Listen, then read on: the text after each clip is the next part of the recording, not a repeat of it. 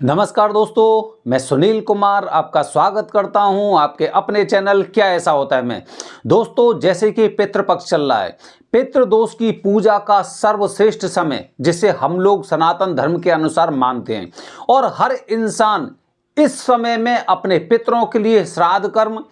जल से वो तर्पण करना या फिर पिंडदान करने, इन सब विधियों में उनका पूरा ध्यान रहता है और उनका प्रयास रहता है जो उनके पूर्वज थे, उनके पितर थे, वो उनको सदगति प्राप्त हो और जो वो अपने नाम का पिंडा लेने आ रहे हैं वो अपने नाम का पिंडा और भोजन ग्रहण करने के पश्चात हम सब लोगों को आशीर्वाद देकर जाएं। ठीक है, काफी बार लोगों को जानकारी नहीं होती है क्योंकि वो समझ ही नहीं पाते हैं कि हमें अपने घर में जो हमारे पितर हैं उनका श्राद्ध कब करना चाहिए। दोस्तों, मैं पहले ही आपको बता चुका हूं कि जिस समय जिस तिथि को आपके पूर्वजों ने अपने शरीर को त्यागा था, ठीक है, आत्मा उनकी पृथ्वी लोक को छोड़ के चली गई थी, उसी तिथि को आपको श्राद्ध करना चाहिए। काफी लोग ऐसे होते हैं जो दाह संस्कार होता है उस वाली तिथि को लेकर चलते हैं, पहली बात। ठीक है दोस्तों,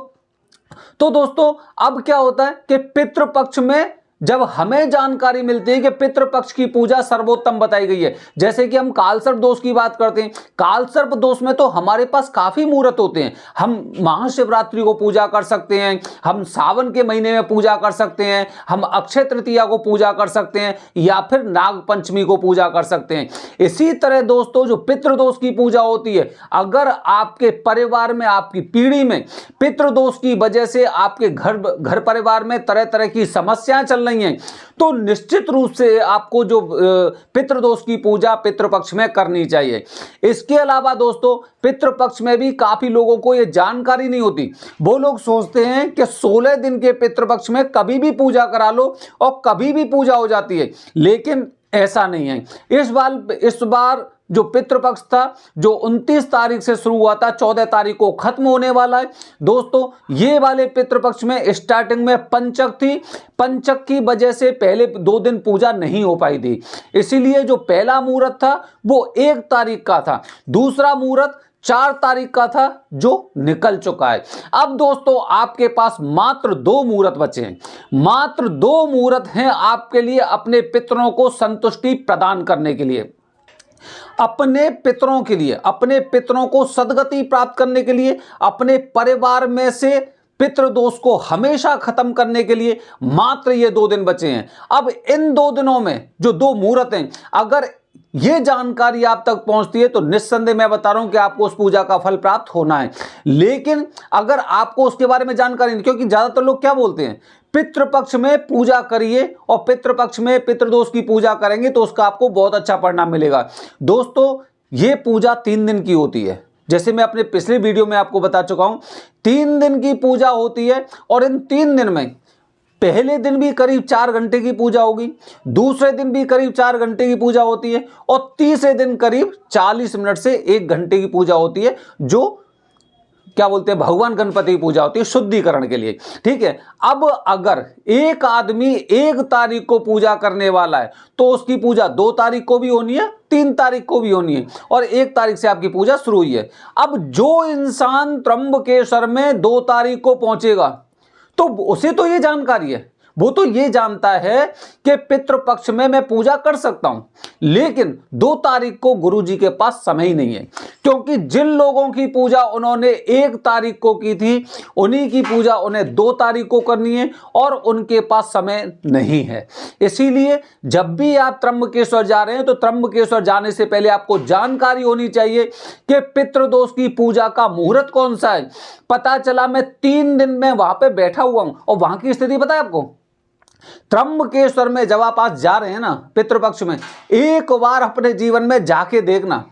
तब आपको जानकारी पता होगी कि वहां पर पूरा त्र्यंबकेश्वर भरा हुआ है। पूजा तो बहुत दूर की बात है, आप साधारण लाइन में दर्शन करके 6 से 8 घंटे तक का आपको समय लग सकता है। जो लोग वीआईपी के द्वारा दर्शन कर रहे हैं उन्हें भी करीब 4 घंटे का समय लग रहा है। इसीलिए दोस्तों, ध्यान रखना, जब आपकी तीसरे दिन की पूजा होती है या फिर आपके गुरुजी आपको नहीं बता रहे हैं कि आपको वहां से लौटना कब है, तो ध्यान रखना पूजा के पश्चात कम से कम 6 घंटे अपने पास ऐसे रखने हैं आपको कि मुझे दर्शन करने हैं, क्योंकि पूजा जब आपकी पितृदोष की पूजा संपन्न हो जाती है तो संपन्न होने के पश्चात आपको त्र्यंबकेश्वर महादेव के दर्शन अवश्य करने होते हैं। बहुत से लोग अपने ट्रेन की टाइम टेबल की वजह से या फिर पूजा में थोड़ा सा विलंब की वजह से या फिर मंदिर में भीड़ की वजह से दर्शन करके नहीं लौटते हैं, जो बहुत बड़ी गलती करते हैं। आप जानते हैं जब आप पितृदोष की पूजा करते हैं तो पहले दिन और दूसरे दिन सूतक रहता है,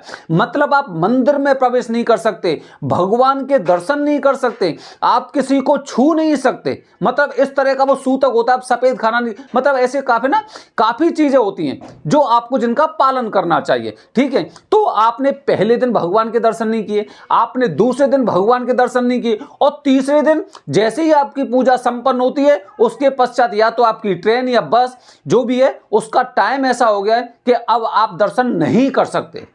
तो मतलब आप समझ के मानिए कि आपने जो 2 या 3 दिन यहां पे पूजा की है ना, वो पूजा आपकी व्यर्थ है। और वो व्यर्थ क्यों है? क्योंकि सूतक लगने के पश्चात भी शुद्धिकरण तो आपने कोसावर तीर्थ में कर ली, लेकिन भगवान के दर्शन करने से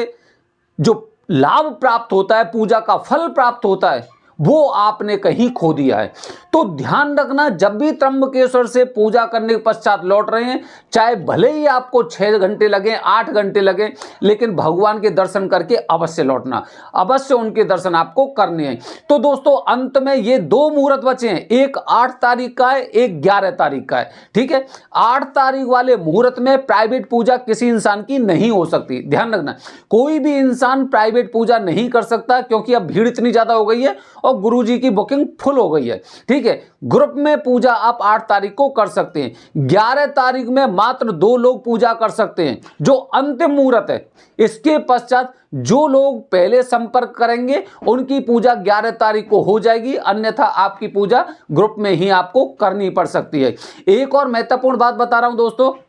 अब चूंकि पितृपक्ष में हर इंसान की इच्छा होती है कि पितृपक्ष में वो पितृदोष की पूजा कराएं, ठीक है। तो अब धीरे धीरे करके क्या है, जैसे जैसे अंतिम समय आ रहा है ना, जैसे जैसे अंतिम के 2 मुहूर्त आ रहे हैं, उसी तरह से भीड़ बढ़ती जा रही है। हमारा और गुरुजी का प्रयास था कि 7 के करीब 10 लोगों से ज्यादा ग्रुप में नहीं होने चाहिए, लेकिन हो सकता है जो 11 तारीख वाला मुहूर्त है, 11 तारीख वाला अंतिम मुहूर्त हो सकता है उसमें ग्रुप में लोग ज्यादा मौजूद हों, ठीक है। तो इसीलिए आपको ध्यान रखना है, लेकिन इतना बड़ा ग्रुप भी आपका नहीं होना चाहिए कि आप 50, 60, 70, 80 या 100 लोगों के साथ एक साथ पूजा कर रहे हैं। तो दोस्तों आपके पास बहुत कम समय बचा है, बहुत कम, क्योंकि इस पितृपक्ष में अपने परिवार में से, अपने खानदान में से पितृदोष को खत्म करने के लिए आपके पास मात्र 2 मुहूर्त बचे हैं, 8 तारीख का और 11 तारीख का। आपको निश्चित करना है कि अगर आपको पितृदोष की पूजा इसी पितृपक्ष में करनी है तो इन दोनों में से किसी एक मुहूर्त को आपको चूज करना पड़ेगा,